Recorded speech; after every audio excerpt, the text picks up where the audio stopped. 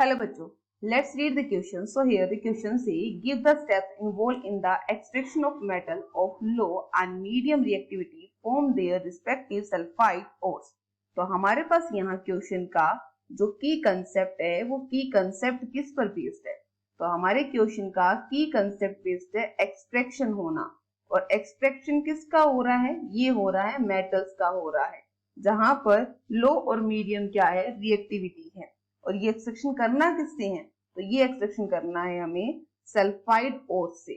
तो चलिए बात करते हैं हमारे क्वेश्चन के की कंसेप्ट के बेस पर आंसर पे, किस टाइप के स्टेप्स क्या होंगे, रिक्वायर होंगे। तो सबसे पहले हम क्या करेंगे? सबसे पहले हम यूज करेंगे सीना बार को। सीना बार को क्या करेंगे? हम हीट करेंगे किसके अंदर? In air. तो सीना बार को जैसे ही हम क्या करते हैं? एयर में हीट करते हैं। तो एयर में क्या होती है? ऑक्सीजन है। तो ऑक्सीजन की प्रेजेंस में ये हीट होता है, तो ये क्या बनाता है?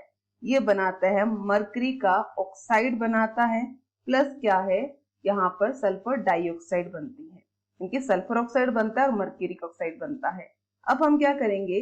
ये हमारा फर्स्ट स्टेप हुआ। सेकंड स्टेप में हम क्या करेंगे? मरकरिक ऑक्साइड को ही रिएक्ट करवाएंगे। तो मरकरिक ऑक्साइड को जैसे ही हमने क्या किया? हीट किया। तो हीट करते ही क्या होता है? मरकरी अलग हो जाता है और ऑक्सीजन अलग हो जाता है। तो इससे हमने क्या समझा कि पहले सल्फाइड को क्या करना है? ऑक्साइड में कन्वर्ट करना है, फिर ऑक्साइड से हमें क्या मिल जाएगी? मरकरी मिल जाएगी। अब हम बात करते हैं ऐसे ही नेक्स्ट वन के लिए कि जिंक है वो कैसा है, उसके अंदर का बात करते हैं। वो जो मेटल होता है उसकी कैसी रिएक्टिविटी होती है? उसकी होती है मीडियम रिएक्टिविटी होती है। तो मीडियम रिएक्टिविटी किसकी मिल रही है? जिंक की मिल रही है। अब हम बात करते हैं अब इसे कैसे हमें सेपरेट करना है। तो हम बात करेंगे जिंक को सेपरेट करने के लिए। तो हम क्या कर रहे हैं? हमने कहा कि हम सबसे पहले जिंक के जो ब्लेंडे होते हैं उसको रोस्टेड करते हैं। तो रोस्टेड करने से वो क्या होगा? ऑक्साइड में कन्वर्ट होता है। तो ये हो गया जिंक ब्लेंडे हुआ, जिसको क्या किया? रोस्टेड किया एयर की प्रेजेंस में, ये कन्वर्ट हो गया जिंक ऑक्साइड के अंदर। प्लस क्या हुआ? प्लस सल्फर डाइऑक्साइड मिल गई।